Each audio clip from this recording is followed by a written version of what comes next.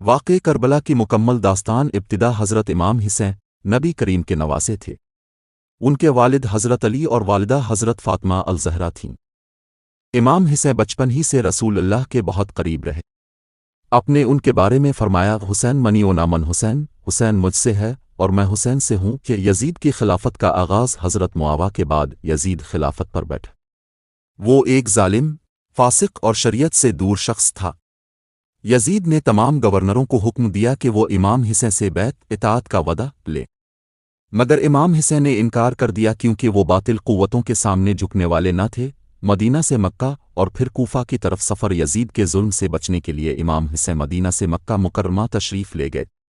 وہاں سے کوفہ والوں نے ہزاروں خطوط بھیجے اور امام حسین کو دعوت دی کہ وہ آئیں اور ان کی قیادت کریں۔ امام حسین نے اپنے چچازاد بھائی مسلم بن عقل کو کوفہ بھیجا تاکہ حالات کا جائزہ لے۔ ابتدا میں لوگوں نے ساتھ دیا، مگر بعد میں کوفہ کے گورنر ابن زیاد کے ظلم کے ڈر سے سب نے مسلم کو تنہا چھوڑ دیا اور انہیں شہید کر دیا گیا۔ کربلا کی سرزمین پر پہنچنا امام حسین کو بھی خبر مل گئی کہ کوفہ کے لوگ وفا نہ کر سکے۔ اس کے باوجود وہ حق پر ڈٹے رہے اور اپنے اہل و عیال کے ساتھ کوفہ کی طرف نکلے۔ راستے میں حر بن یزید ریاحی کی فوج نے ان کا راستہ روکا اور انہیں مجبور کیا کہ وہ کربلا کے میدان میں رک جائیں۔ 2 محرم الحرام 61 ہجری کو امام حسین اور ان کا قافلہ کربلا کے تپتے میدان میں پہنچا۔ پانی کی بندش یزیدی لشکر نے 7 محرم کو پانی بند کر دیا۔ امام حسین، ان کے اہل خانہ اور معصوم بچے پیاس سے تڑپنے لگے، حتیٰ کہ 6 ماہ کے علی اصغر بھی پیاس سے بلک رہے تھے۔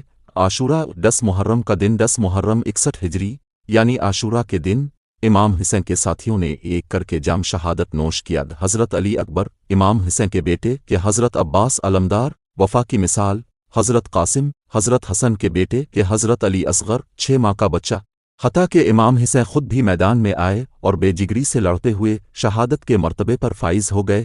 شہادت کے بعد کا منظر یزیدی لشکر نے ظلم کی انتہا کرتے ہوئے بیت کے خیمے جلا دیے، عورتوں کو قید کر لیا اور شہداء کے سروں کو نیزوں پر چڑھا کر کوفہ اور شام لے جایا گیا۔ حضرت امام حسین کا سر دمشق کے دربار میں پیش کیا گیا۔ یزید کو جواب دینے والی شخصیت حضرت زینب اور حضرت امام زین العابدین تھے، جنہوں نے حق کا پیغام ہر جگہ بلند رکھا۔ غام کربلا کا واقعہ ہمیں سکھاتا ہے باطل کے سامنے جھکنا نہیں چاہیے، حق کے لیے قربانی دینا ہی اصل کامیابی ہے، ظلم کے خلاف ڈٹ جانا ایمان کا تقاضا ہے۔ حضرت امام حسین نے فرمایا، میں موت کو سعادت اور یزید کے ساتھ جینے کو ذلت سمجھتا ہوں۔ نتیجہ واقعہ کربلا صرف مسلمانوں ہی نہیں بلکہ پوری انسانیت کے لیے قربانی، وفاداری، صبر اور حق کی مثال ہے۔